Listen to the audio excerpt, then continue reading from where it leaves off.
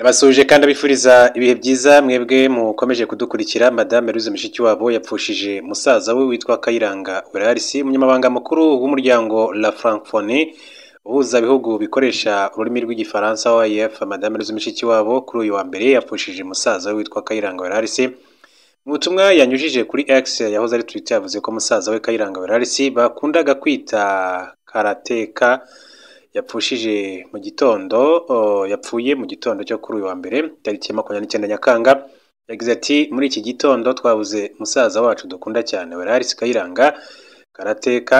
Ati yararwaye vuba aha atariko aroroherwa amera neza, twongera rero gupanga imihigo myinshi ariko inzira y'ubuzima ntibwira umugenzi nk'uko yabigarutseho. Akaba ari Madame Louise Mushikiwabo, umunyamabanga mukuru w'umuryango w'ibihugu bikoresha ururimi rw'igifaransa OIF ufite icyicaro i Paris mu gihugu cy'Ubufaransa. Yakomeje rero yihanganisha umuryango asize agira ati ku bana be n'umugore we turahari, ruhukira mu mahoro muvandimwe dukunda, nk'uko yabigarutseho kuri X. Rero abantu batandukanye bakaba bahaye Paul Madame Louise Mushikiwabo, aragize ati mukomere mfura zacu kandi Imana imwakire mu bayo. Undi ati mpore cyane mubyeyi aruhukire mu mahoro, ati mukomere cyane Imana imwakire mu bayo, ati mukomere cyane stay strong, mwihangane kandi mukomere mubyeyi. Twihanganishije umuryango wose ati mukomere muri ibi bihe by'akababaro. Madame Louise Mushikiwabo ati kandi Imana yakire uwo muvandimwe, ati mukomere cyane Imana yakire umubyeyi utabarutse ikomeze umuryango mukomere. Ati mpore ati kandi umuvandimwe Imana imwakire mu bayo. Muranga Alphonse ati Imana yakire roho ye kandi namwe umuryango ibahe ihumure ndetse no gukomera. Ishime Jean de Dieu ati umuvandimwe Imana imwakire mu bayo. Ndati condoléances à la famille, umuryango wihangane ati mukomere mubyeyi Imana imwakire mu bayo. Twihanganishije umuryango wa hafi ndetse n'umuryango mugari wanyu ati muri rusange rest in peace. Ati Paul Sanimani bakomeze ati mubyeyi Imana imwakire mu bayo, namwe kandi mukomere cyane. Ati komera cyane mubyeyi. Ati mpore Imana ikomeze umuryango uko yagiye abivuga.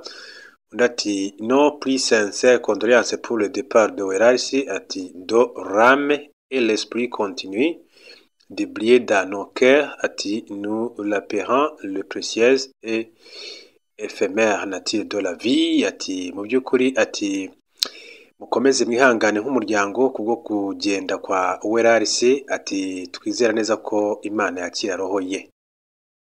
Undi ati mukomere cyane, ati komera cyane, ati mukomere, ati mpore mubyeyi witwa Tito Hare, ati condoléances, ati mukomere cyane, ati ko roho ye iruhukiye mu mahoro, ati mukomere cyane mushiki w'abajene, twe turi hafi mwadutuma, ati tukifatanya nabo muri ibi bihe by'ikiriyo, ati sans souci Nyagasani akomeze umuryango wa Muzehe Kayiranga.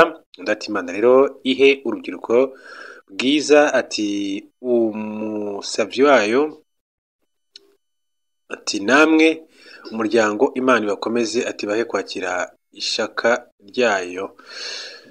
Ati Imana ibakomeze kandi itange ihumure, ati yo Imana imwakire mu bayo, ati nta kundi niko isi itanga, ati kandi mwihangane tumusabire Imana imuhe iruhuko ridashira kandi namwe abo mu muryango we ati mukomere tubari inyuma nk'inshuti, Imana ibashoboze gukomera, ati niyo ifite ijambo rya nyuma kuri buri muntu. Ati yo Paul sana mushu, ati ntitwifuza icyakubabaza icyo ari cyo cyose, ati mukomere. Ati sad news my heartfelt condolences, ati mwihangane niko kwisi bigenda, ati nubwo kubura uwawe bibabaza rest in peace Kayiranga Werarisi, ati birababaje gusa umuryango muri rusange ugire kwihangana namwe kandi mwihangane aruhukire mu mahoro Nyagasani.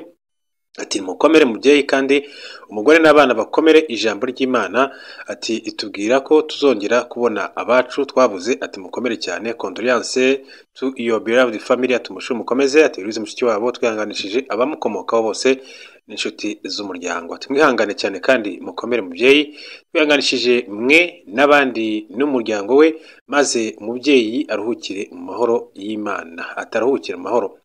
Ati mushu ati birababaje kubura muvandimwe cyane ko ari we warusigaranye, ati turagukomeje, ati kandi Imana imwakire mu bayo turagukunda.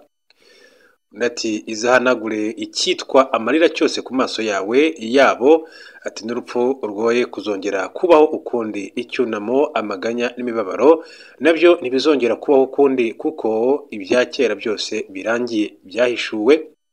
Ati mukomere, umwami wacu Yesu agiye kugaruka, urupfu rukurweho burundu. Ati toutes mes sincères condoléances à vous et à toute la famille.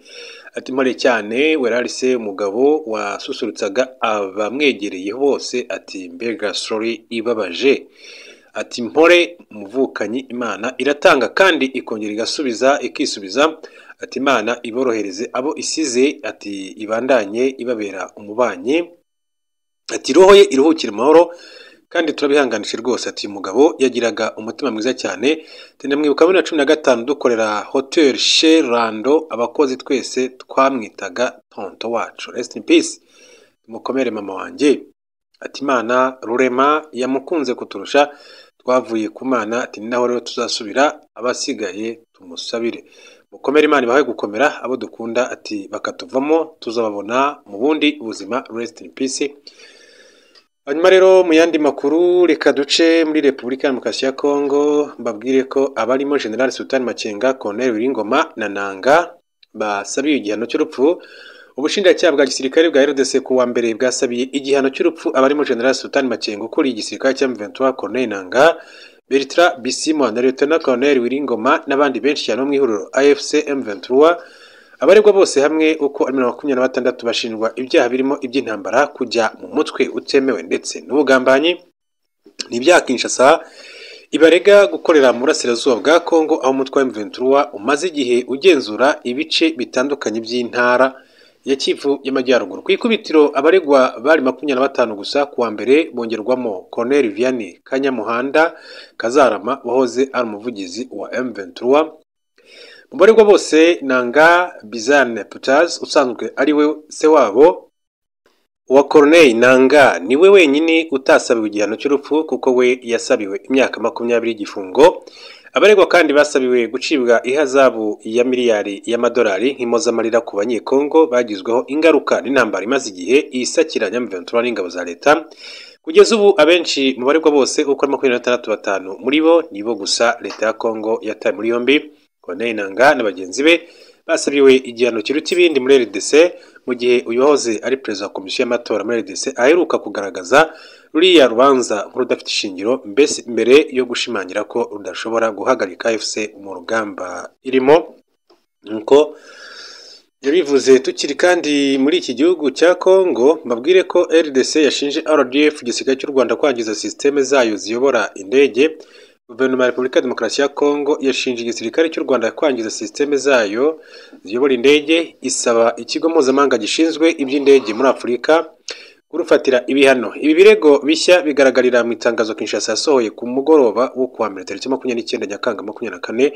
Yavuze ko ukwinjirirwa guteje akaga kwagaragaye muri systeme za GPS z'indege. Iryo hungabana byatejwe n'ibitero bya jamming, no kuvuga guhagarika itumanaho ry'indege, ndetse na spoofing, kwitirira abayobora indege, riri kugira ingaruka mbi ku ngendo z'indege muri Kivu y'Amajyaruguru, by'umwihariko muri Beni, Butembo, Kibumba na Kanyabayonga. RDC iravuga kandi ko ibi bikorwa bihungabanya cyane umutekano w'ubwikorezi bwo mu kirere, ikindi ngo bikaba bigira ingaruka ku ndege zose zirimo iby'ubucuruzi, uko byatangajwe na Minisitiri Patrick Muyaya usanzwe ari umuvugizi wa guverinoma yayo.